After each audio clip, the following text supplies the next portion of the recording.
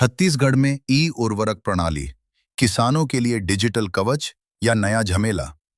छत्तीसगढ़ की विष्णुदेव साय सरकार खेती किसानी को सुगम बनाने के लिए एक क्रांतिकारी ई उर्वरक सिस्टम लाने जा रही है।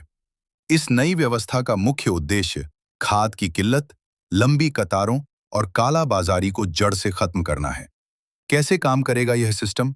यह पूरी प्रक्रिया नो खाद नो टोकन के सिद्धांत पर आधारित है। अब टोकन तभी जारी होगा जब सोसाइटी में स्टॉक उपलब्ध होगा।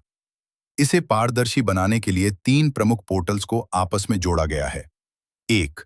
Agri stack portal. यहां किसान की डिजिटल आईडी, फार्मर आईडी होगी। 2. भुइयां पोर्टल। इससे किसान की जमीन के रकबे की सटीक जानकारी मिलेगी। 3. Unified farmer portal. यहां फसल के प्रकार का डेटा होगा। वैज्ञानिक दृष्टिकोण और लाभ।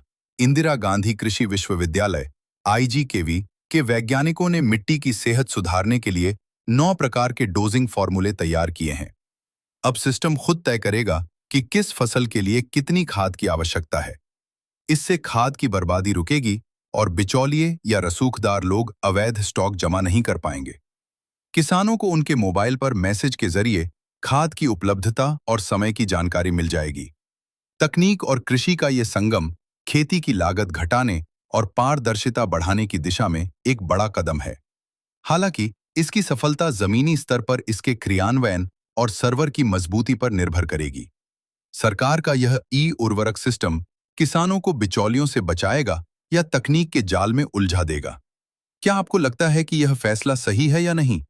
अपनी राय कमेंट में जरूर साझा करें।